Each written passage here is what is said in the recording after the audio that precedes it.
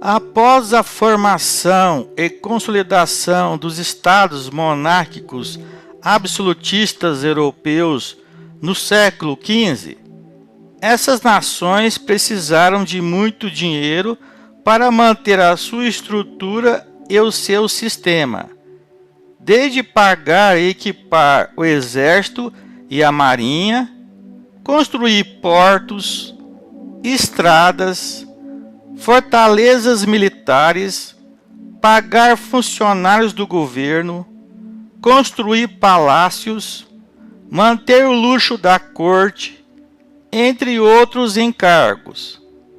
E assim, os governantes, reis ou rainhas, cobravam muitos impostos de camponeses, comerciantes, banqueiros e de todos os outros grupos sociais, com exceção da Igreja Católica e da nobreza. Os reis e rainhas absolutistas e os seus ministros pensavam que quanto mais rico fosse o país, mais dinheiro o Estado poderia colher com os impostos. Ou seja, quanto mais rico fosse o reino, mais rico seria o Estado. Diante disso, os reis absolutistas, através de seus ministros, acreditavam que uma boa maneira de incentivar o aumento das riquezas do país seria colocar o governo para vigiar e controlar a economia. Desse modo, o Estado absolutista criou uma série de leis e regras para a economia, que recebeu o nome de mercantilismo, a política econômica do Estado.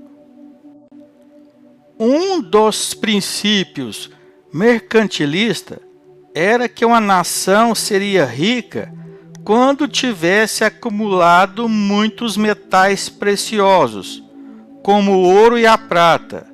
Porém, o problema era que a maioria das minas europeias estava esgotada depois de séculos de exploração.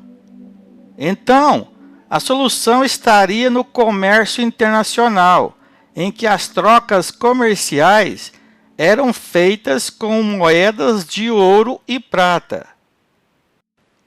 Assim, se um país exportava mercadorias, ou seja, vendia para outros estados, recebia o pagamento em moedas de ouro ou prata.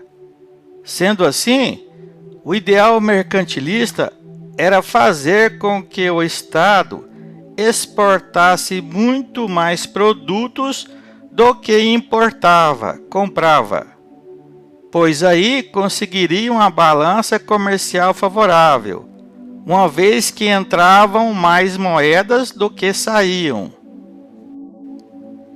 Diante disso, o interesse de todos os reis e rainhas europeus era fazer com que seu país tivesse uma balança comercial favorável, e para tanto, o Estado procurava impedir as importações, porque assim menos ouro e prata sairiam do país. Para isso, o governo cobrava altas taxas alfandegárias, ou seja, altos impostos sobre os produtos importados, vindos de fora. O Estado dificultava a saída de ouro e prata na compra das mercadorias importadas, e assim protegia as manufaturas nacionais, favorecendo o acúmulo de ouro e prata. Se, por exemplo, a Inglaterra comprasse imóveis franceses de luxo, eles valeriam um preço muito alto, e quem quisesse adquiri-los teria que pagar um imposto muito alto ao governo inglês. Não compensava comprá-los. Ora, caros estudantes, se Portugal, Espanha, França, Inglaterra, entre outros países, queriam exportar bem mais mercadorias do que importar no mercado internacional? Como que fica o aumento da riqueza se nenhum deles quer comprar e sim vender? Pois é, a solução foi a dominação e colonização da América, África e Ásia pelos estados europeus.